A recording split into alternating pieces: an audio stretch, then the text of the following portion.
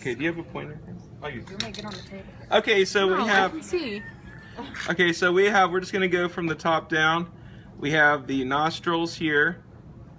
Okay, also known as nares, N-A-R-E-S. Okay, here we have the hard palate. Hard palate. Okay, you can see that it's got grooves in it. Kind of looks like a washboard type thing. Then we have the soft palate, which is down here. It is soft. If you push on it, it compresses. Soft. Okay, then if you look closely down in here, you can see the epiglottis is sticking up, and that is going to control food so that it goes into the esophagus and not into the airway, the larynx. Okay, so that's the epiglottis right there. Okay, got that there. You got the papillae, which are the taste buds on the tongue. This is the tongue here. There are sharp teeth here, so be careful. You can, they can be pretty sharp on your fingers, glove fingers. Okay, so then if you look at the neck organs, the organ that sticks out the most here is the larynx. The larynx has the thyroid cartilage. It's hyaline cartilage again. The hyaline cartilage makes up basically makes up the larynx and keeps the airway open. Below the larynx, there is the trachea. So if you try to remove some of the soft tissues, now when you get to the bottom of the trachea, you're going to look for the thyroid gland. The thyroid gland in the fetal pig has a very oval shape to it, mostly an oval shape. So look, you can see here the trachea has rings. These rings are hyaline cartilage. They keep the airway open. You see the rings in there? Okay, and if you can actually compress them somewhat, but they keep the airway open. Now when you're looking at the bottom of the trachea, you're going to look for an oval-shaped gland, which is the thyroid gland, okay? So I want to look down here. There is an oval-shaped gland here. Okay, let's see. Okay. Now, as you expose more of the vessels, you got the carotid artery. You can see this pink carotid artery is here in the neck. Okay, so you're going to see a pink carotid artery in the neck. You're also going to see a blue vessel, which is the jugular vein. That's right, jugular vein. Okay, so you can find this on both sides. So go ahead and try to find that on your pig when you have the chance to. So if you go into here, these are the ribs. Okay, the ribs. Now I'm trying to get some of the fluid out of here. Okay, there is some pink and blue lines here between the ribs. Those are the intercostal vessels. Intercostal arteries are pink, intercostal veins are blue, and that is in the pleural area. Now remember that the pleural cavity is lined by the parietal pleural membrane.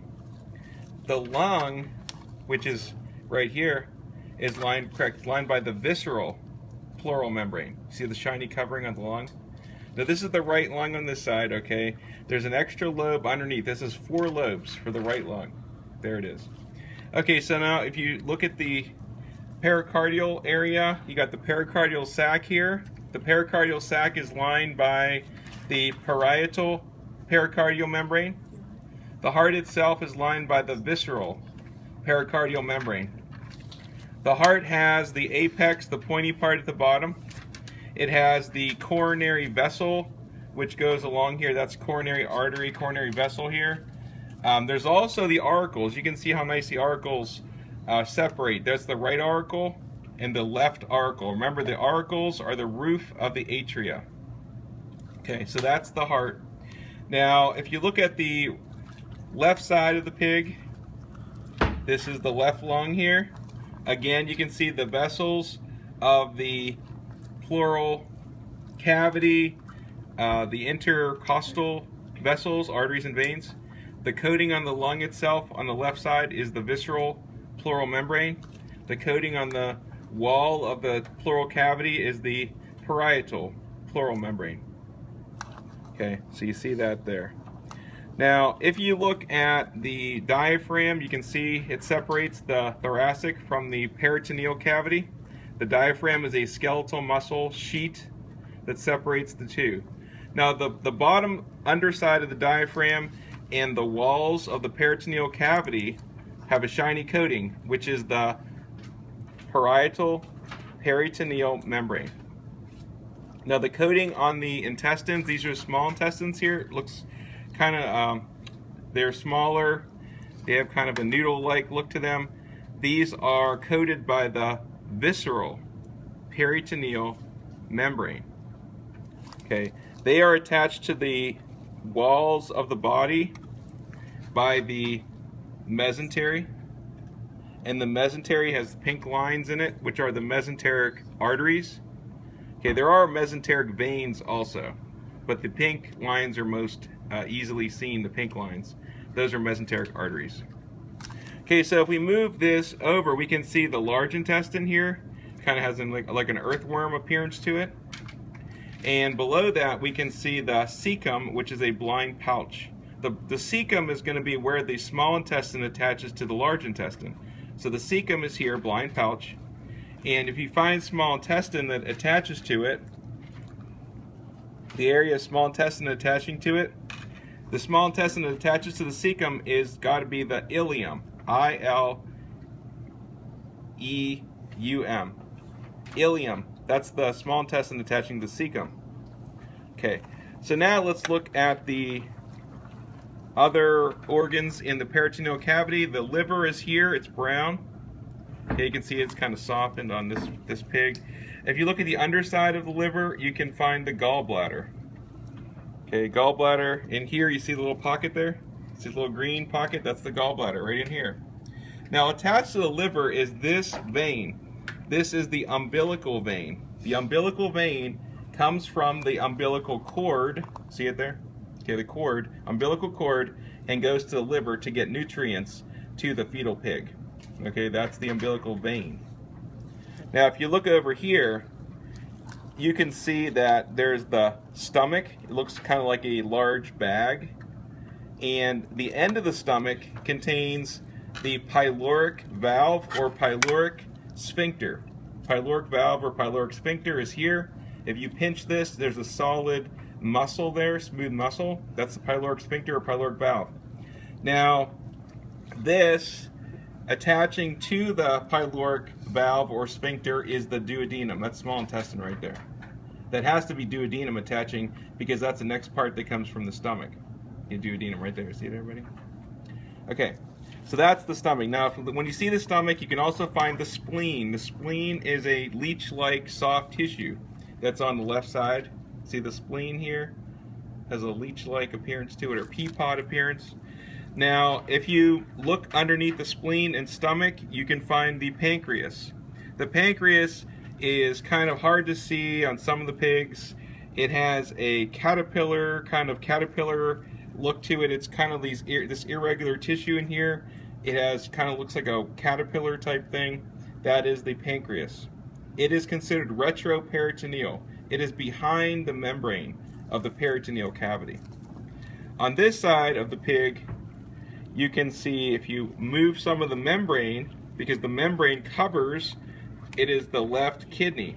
The left kidney is covered by membrane. It is also considered retroperitoneal. It's behind the peritoneal membrane. You have to move the membrane to actually see the kidney. That's why it's called retroperitoneal. Okay? So retroperitoneal means behind the membrane. Now if you look at you can open the area, open the membrane to see the kidney. You can actually open this membrane, okay? Near the kidney, you can see this green tube, which is the rectum. See the rectum's there? Okay, the rectum has green material in it. That is the rectum. Now if you open the membrane around the kidney, okay, if you take away this membrane, you will see that the kidney is attached to a few tubes. Okay, the first tube you see is has a kind of a twisted appearance. That is the ureter, which goes to the bladder. It has a twisted appearance coming down from the kidney pelvis. Okay, if you continue to dissect the kidney, you will see that near the left kidney is this very strong kind of tube, which is the abdominal aorta. That's the abdominal aorta. Very strong. If you feel this, it's very, very tight and very strong artery. Okay. Now, if you look at the right kidney has near it a few structures. Okay. It has this blue structure. This blue structure is the inferior vena cava. The inferior vena cava, which is actually taking blood from the kidney back to the heart. Okay. Aorta supplies blood into the kidneys. The inferior vena cava takes blood from the kidneys and goes back to the heart, and that's the transportation of that blood. Okay. Now, if you look down to the lower areas, you can see this area here, which is actually the bladder. This is the bladder right here.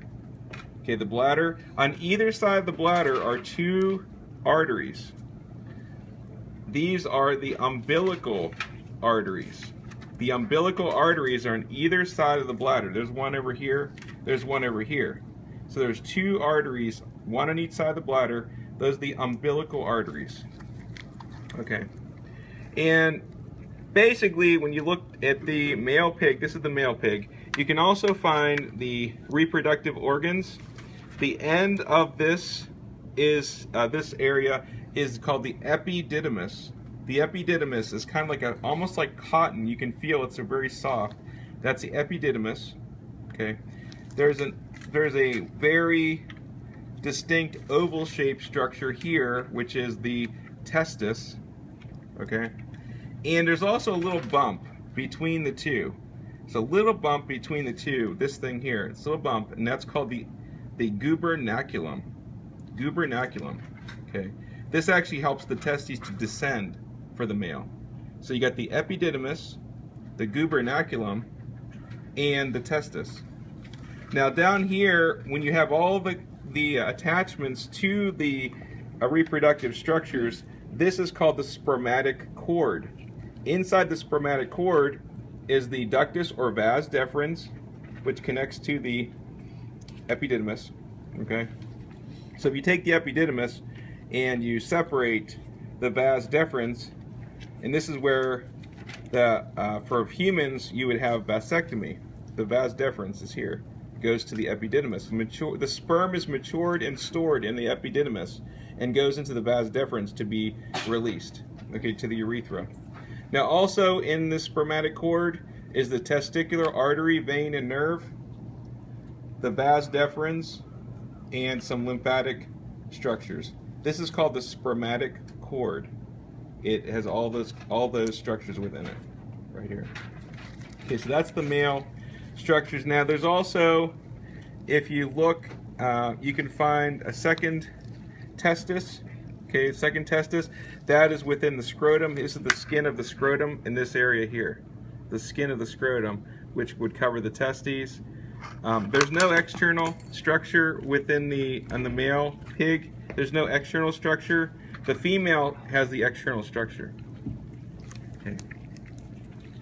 So if you look carefully at the areas attaching the kidneys, you can actually see there is a vein that comes from the kidney going to the inferior vena cava. That will be the renal vein. Okay, and you can see an attachment from the kidney to the aorta, abdominal aorta. The attachment of the kidney to the abdominal aorta would be the renal artery. Renal artery. Okay, so you can kind of map it out or feel it out with your with a probe or scissors and find the renal artery going to the abdominal aorta. And that's it. Okay. Okay, so why don't we let's stop on this and